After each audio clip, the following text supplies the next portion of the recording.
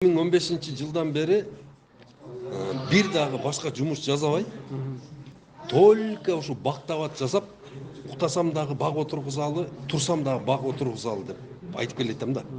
Анан өзүң билесиң, 2017 жылдан баштап бул өзүмүн чөнтөгүмөн расход кылып, Кыргызстандын бардык райондоруна бактабат жыл сайын өткөзүп жүрдүм да. Мына тынымсыз деген чоң мээнет, уйку жок. Анан мен артымда мисалы үчүн канчалаган балдар, клубникачылар, малиначылар чыкты да. Мен көрүп, мотивациямды көрүп, ошодон канчасы мисалы үчүн биогумус жасап чыкты, үйрөнүшүп. Ушулардын бардыгына мына жихад кылып, дагы бир жолу айтам, Туркияга барып, түн уктабай автобуста жүрүп, ошол бардык бактарды кыдырып, инвентро лабораториясы бар питомниктерге кирип, сүйлөшүп, тилин таап. Пандемия учурунда эч ким киргизбейт. Ошону таап, питомниктерге кирип, ошонун бардыгын сүрөткө тартып, видеого тартып, мына питомник үчүн 5000 квадрат метр жер керек экен, үй керек экен, мында здание керек экен. Өзүнүн вентилизациясы болуш керек экен, кондиционирование, өзүнүн теплосу болуш керек экен. Автономный. Анан 5 гектарда теплица болуш керек экен. Ошону үйрөттүм да. Мына даже мына Минсельхозто ошончо 11.000 кадр болуп туруп, ошону билбейт экен да. А мен өз көзүм менен барып көрүп келип, атайын ошого баргам да мен. Атайын ошону инвентора кандай болот экен деп барып көрүп келдим. Ровно 10 миллион доллар кетет экен да. 10 миллион доллар. 10 миллион доллар менен чыккаят экен бир ишкана. Под ключ. Анан азыр болсо даже баягыны баягындай грунтка алып электен мурун улап туруп, анан грунтка алып коет экен. Кааласаң ошону баягы стаканчык бойдон алып барып туруп, өзгөнгө отургузуп сал, баткенге, көлгө, таласка, любой жакка барып отургузуп алсаң боло берет экен да. Ошондой жаңы способу чыкты да уже. Современный способу чыкты. Ошону үйрөттүм элдерге. Ошону азыр мына сапатсыз көчөттүн кесепетинен, мына түшүнбөгөнүбүздөн биз жыл сайын Өзбекстандын өзүнөн эле 100 миллион көчөт келет эле бизге. Ол контрабанда өтө күч алган жылдары. Азыр ошонун санын биз неге токтото алдык да? Контрабанда менен келген көчөттү элдер албай койду. Алар ташыганга невыгодный болуп калды. Эгерде эл алса, дагы эле алып келе бермек да, элдин түшүнүгү болду да. Биз жаңы баштаганда багындай полукарлик көчөттөрдөн 5000 араң сатылат эле. 5000. Биз дават кылып атып туруп, ошонун санын 2 миллионго чыгардык да. Ооба, сезондо 5000 араң сатылат эле. 2015 жылдары. Азыр болсо дават кылып туруп элдерге түшүнүктү бердик. Азыр болсо 2 миллион штук сатылып атат да азырчы. 2 миллион штук. Бул деген өтө чоң. А бирок бул деген Кыргызстандын потреблениясы азыр биздин 3,5 миллион гектар жерге 3 миллиард дарак батат. Бул деген эгерде 2 питомник иштеп тура турган болсо, мощностью жыл сайын 100 миллиондон. Ошондо 30 жыл чыгарыш керек да. 30 жылда анан биздин жерлерибиз полностью даракка толот да. Бул деген крайний почат. Ошон үчүн мен бардыгын айтып атам да. Кимин возможносту болсо ушуну көчөткананы жасасын да. Себеби дегенде көчөткананын көп болсо, көчөткана көп боло турган болсо, жанагыны 10 жылда бүтүрсөк, 3,5 миллион гектар жерге 3 миллиард дарак отургузуп алсак, анан биз Өзбекстанга иштейбиз. Өзбекстанга эң эле аз дегенде Өзбекстанга 20 миллиард көчөт жасап беришибиз керек. Казакстанга эң эле аз дегенде 30 миллиард. Афганистанга 50 миллиард жасаш керек. Туркменияга 10 миллиард жасаш керек да. Түшүнүңбү? Бул дальше кете берет. А биздин жерлерибиз көчөт жасаганы идеальный да. Идеальный биздин жерлерибиз. Ооба. Мына Кыргызстан только көчөт менен эле Орто Азияны полный обеспечить ете турган болсо, биз деген жылына бюджетибиздин акчасын чыгарып турсак болот да. $1 эле берсек, момундай жетет да. Бул микроклонирование, там копейки стоит это все. Копейки будет стоить нам. Түшүнүңбү? Реагенттерди өзүбүз чыгарганды үйрөнүшүбүз керек, бардыгын өзүбүз. Эч кандай привозной болбой, өзүбүз бар жокту окумуштуу состав керек да. Азыр мына бизде 8800 дейби, 8600 дейби окумуштуу бар да. Мына ошол окумуштуулар азыр бир дагы жумуш жасай албай эле бардыгы эле ушул отуруп калбадыбы? Окумуштуулардын бардыгы эле мындагы баягында полигат деп коет. Бирөөнүн эмгегин алып алгандагы өзүндө эч нерсе жок. жөн эле кандидат мандидат шуну вообще чакырыш керек дагы. Ооба, чакырыш керек ошолорду. Мына бир эки суроо бериш керек. Бир 10 тесттен өтө албадыбы? Баягы кандидатский немесин алып коюш керек. Болду, жөн эле мугалим болду. Түшүндүңбү? Алып туруп анан өзүнүн суроолорго жооп бергендерден анан кийин ошолорду даватка чыгарыш керек. Мына Финляндиянын бир өлкөнүн өнүгүүсү деген бир эме бар. Окуя бар да. Финляндияда мага окшогон эле бир мужик чыгып, мына айылдарды кыдырып туруп элдерге тазалыкты үйрөткөн, бак отургузууну үйрөткөн, адамга болгон мамилени үйрөткөн, адамдарга арак ичпегенди үйрөткөн. Мына ошол Финляндиянын бир өлкөнүн өнүгүү немеси программасын азыр ошону биз өзүбүзгө ала турган болсок, ошондой кылып туруп эле. Кыргызстандын кандай өнүгүүсү деп туруп ошондой кылып жазып туруп, мына Кыргызстанды өнүктүрүү программасын ачыш керек да азыр биздин ошол окумуштууларыбыз. Отурбай. Бул деген мына уурдаба, ысырап кылба, ашыкча тамак жебе, кесир сүйлөбө. Мына ошол кыргыздын эле правилаларын кайра жаңылап жазып чыгыш керек дагы. Ошону бири-бирибизди тыйыш керек. Мисалы үчүн бир жерге отуруп калдыкпы, сразу эле 3 дос отурса, жогун жамандай беребиз. Бул деген уже эркектин иши эмес. Аялдар деле кылбайт мунчу. Мына такоо аял болсо. Турап, анан кийин бирөөнүн буюмун алып туруп бербей жүрө беребиз. Вот ошону киргизиш керек, карыз алба. Бере албасаң алба карызды, карыз болуп жүрө бербе деп. Ошону арак ичпе, бирөөнүн мүлкүнө көзүңдү артпа, бирөөнүн аялын караба. Мынтип ошолордун баардыгын жазыш керек да, жазып туруп, свод. Мына Чыңгыз хандын правиласындагы туруп киргизип туруп, ошону балдарга мына муштайынан уже жүрөгүнө киргизиш керек да. Анан мына азыркы окуп аткан баягы 11 жылды токтотуш керек. Бул кереги жок, совсем кереги жок да. Мына 5 жыл баягы бала 5 жыл сонун жазганды, жакшы окуганды үйрөнсүн. Анан 5 жылдан кийин жанагыларды бөлүш керек уже. Өзүнүн кызыккан эмеси менен секин направлениясын берип, кружокторго катыштырып, кимден жакшы көрөт. 7-класста уже полный бекитип туруп, болду. Мына технарь болот, мына болсо механик болот, мына болсо айыл чарбачы болот, болсо мындай болот деп бөлүп туруп, анан тетиги бала 11-ди бүткөндөн кийин уже бир кесиптин ээси болуп чыгыш керек дагы, чоң крановщик же бульдозерист, ушундай бир кыйын бир адам болуп чыгыш керек да. Специалист болуп чыгыш керек дагы, анан кийин кыргыздын пайдасына иштеш керек. Азыр бир жылда выпускник почти калп айтпасам бир 150 миңде выпускник чыгып атат. Ошо 150 миңине не бир Чыңгыз Айтматов чыкпаптыр, 30 канча жылдан беричи. Бир Чыңгыз Айтматовтай чыкпаптыр. Бир мындай Төлөгөн Касымбековтай чыкпаптыр да. Мына 30 жылдан бери, мисалы үчүн, бир Исхаковтай чыкпаптыр да. Мына ошол Исановтай чыкпаптыр да бизденчи. Канча выпускник. Мына ошол, уже прекращать этиш керек булдай.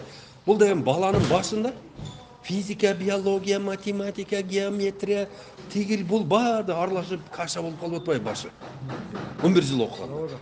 Анан ким ушундай эле жакшы окуп, ондай мындай кылып туруп бир знаниялардын артынан түшө турган киши болсо, аны деген бөлүш керек аны. Бөлүп туруп, аны деген специальный спецротага окшотуп туруп, спецподразделенияга окшотуп, аны ошолордон IQ-сун текшерип, бөлүп алып чыгып кетип туруп, аны деген наукага окутуш керек.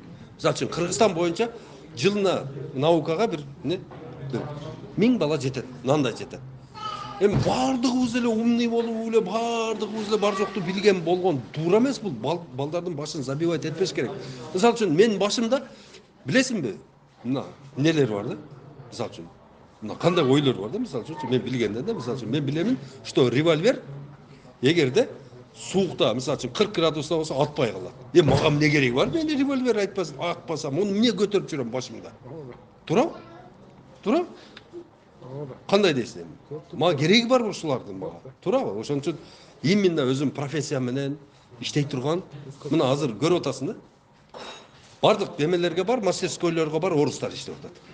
Кыргыз балдар чанда. Баягындай вулканизация, тигил булга эле эм келип калышты да. Эмне үчүн, мисалы үчүн, 7 миллион кыргызды бир, мисалы үчүн, нормальный холодильник оңдой турганы жок. Нормальный телефон оңдой турганы жок, ошол командалар жок. Мына бизне, мына Ошко барсаң, поварлардын бардыгы өзбек тууган.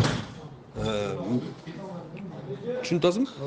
Мастерской бардыгы өзбек туугандар деме. Кыргыздар эмне кылат? Кыргыздар бардыгы баягындай немесин рюкзагын асып алып туруп Россияга барат. Россияга барып баягы ит кылбаган иштерди бизгилерге жасатып, ошентип биз деген 15 жыл, 20 жыл вперед ресурс менен жашап атабыз да. Олордун бел күчү менен азыр Кыргызстан жашап атат. Ушуну токтотуш керек. Токтотуп туруп, срочном порядке бул билим берүүнү неме кылып, билим берүүгө башка жолун таап киргизип туруп, анан кийин биз деген айыл чарбаны көтөрүшүбүз керек. Мына азыр Кыргызстанда 7 миллион киши жашасак, ошонун 75% айылда жашайт да. Бул дегенде 5,5 миллион киши айылда жашайт деген да.